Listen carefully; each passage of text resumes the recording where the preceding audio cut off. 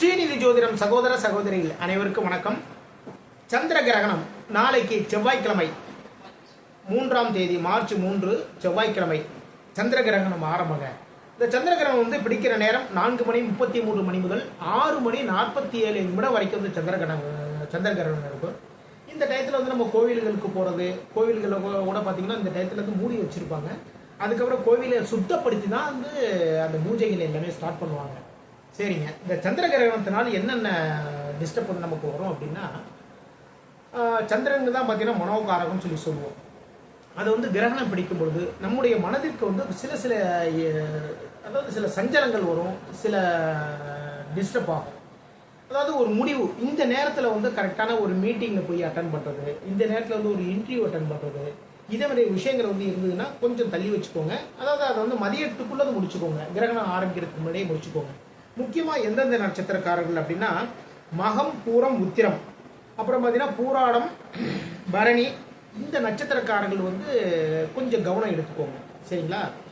அதாவது மகம், பூரம், உத்திரம், பூராடம், பரணி, அதாவது சுக்கிரனுடைய நட்சத்திரம். இப்போது கேது சுக்கிரனுடைய நட்சத்திரத்தில் இருக்கிறதுனால இந்த விஷயங்கள் எல்லாமே நடக்கும். நாளைக்கு பூர நட்சத்திரம் தாங்க நாளைக்கு. அப்போ பூர நட்சத்திரக்காரர்கள் எல்லா விஷயத்திலுமே ரொம்ப கேர் எடுத்துக்கோங்க. முக்கியமான ஒரு மீட்டிங் அதை இந்த டயத்தில் பண்ணாதீங்க. முக்கியமாக இந்த டயத்தில் என்ன பண்ணலாம் அப்படின்னா, நம்ம பூஜைகள் பண்ணலாங்க. வீட்டில் உங்களுடைய பூஜை அறையில் நீங்கள் எந்த விதமான அதாவது சுவாமி, அதாவது மகாலட்சுமியோ இல்லை அப்படின்னா உங்களுடைய இஷ்ட தெய்வத்தினுடைய வழிபாடு இந்த நேரத்தில் பண்ணலாம். மிகப்பெரிய அற்புதமான பலன்களை உங்களுக்கு அள்ளி கொடுக்கக்கூடிய நேரம் தான் இந்த சந்திர கிரகண நேரம். ஓகேங்களா? அப்போது அந்த முக்கியமான ஸ்லோகங்கள்லாம் இருக்கு இல்லையா, பீஜ மந்திரங்கள், ஸ்லோகங்கள், இதெல்லாமே குருநாதர் மூலமாக நம்ம அவங்க மூலமாக நம்ம வாங்கி நம்ம அந்த ஸ்லோகத்தையும் பீஜ மந்திரத்தையும் நம்ம உருவேற்றணும்னு வச்சுக்கோங்க. கிரகண நேரத்தில் உருவேற்றணும் அப்படின்னா அது கோடி மடங்கு பலன்களை நமக்கு தரும். இது குருவின் மூலமாக நம்ம உபதேசம் வாங்கினதுக்கு அப்புறம் தான் நீங்கள் பண்ணணுங்க. இதில் முக்கியமான விஷயம் அதுதான். சரி, இந்த டயத்தில் முக்கியமான மீட்டிங் இதெல்லாம் வச்சுக்காதீங்க. யார் அப்படின்னு சொன்னால் மகம், பூரம், உத்திர நட்சத்திரக்காரர்கள், பூராடம், பரணி நட்சத்திரக்காரர்கள் ரொம்ப கவனம் எடுத்துக்கோங்க. இவங்கள தான் முக்கியம். அப்போது இதனுடைய 7ஆம் பார்வை எங்கே வரும் அப்படின்னா, 7ஆம் பார்வை கும்பத்தில் வரும். கும்பராசிக்காரர்கள் கொஞ்சம் கவனம் எடுத்துக்கோங்க. சரிங்களா? அப்போது இந்த சந்திரகிரகண நேரத்தில் தாய்மார்கள் என்ன பண்ண அப்படின்னா, கர்ப்பிணி பெண்கள் வீட்டை விட்டு வெளில வர வேணாம், இதேமாரி விஷயங்கள் எல்லாமே நம்ம சொல்லுவோம். அது அது ரொம்ப நல்லது. கொஞ்சம் ஓரளவு வீட்டிலே இருந்துக்கோங்க. இந்த டயத்தில் வெளியில் நம்ம சுத்த வேண்டாம். ஏன்னா கிரகணங்கள் வரும்பொழுது கிரகணத்துடைய கதிர்வீச்சைகள் கன்ஃபார்மாக நமக்கு அதனுடைய பாதிப்புகள் நமக்கு காட்டும். சரிங்களா? குழந்தைகளுடைய வளர்ச்சி, குழந்தைகளை சில டிஸ்டர்ப் பண்ணிடுங்க. அதனால இந்த நேரத்தில் ரொம்ப கேர் எடுத்துக்கோங்க.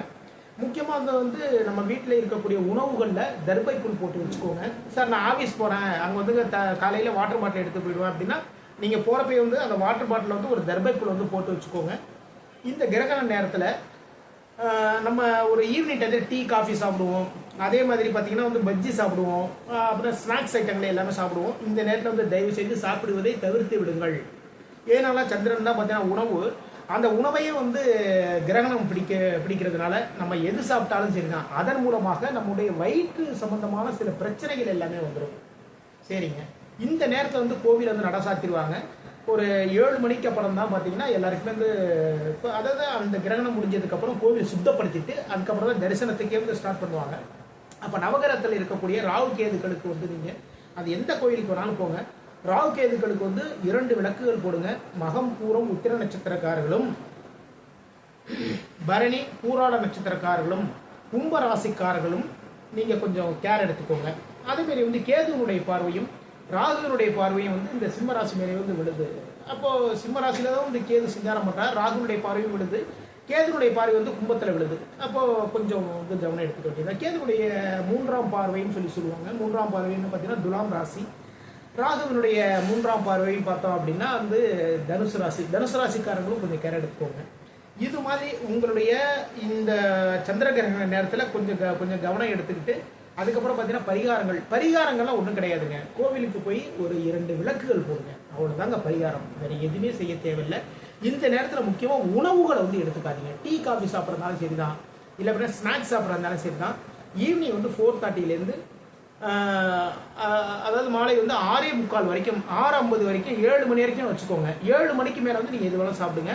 அப்படி சாப்பிட்றதுக்கு முன்னாடி வீட்டை வந்து சுத்தப்படுத்திட்டு நம்ம குளிச்சுட்டு அதுக்கப்புறம் சாப்பிடலாம்.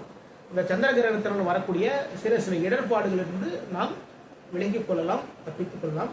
மீண்டும் அடுத்த பதிவில் சந்திப்போம். நான் உங்கள் ஜோதிடர் திருச்சேரை KP ராஜா வெங்கடேஷ். வாழ்க வளமுடன்.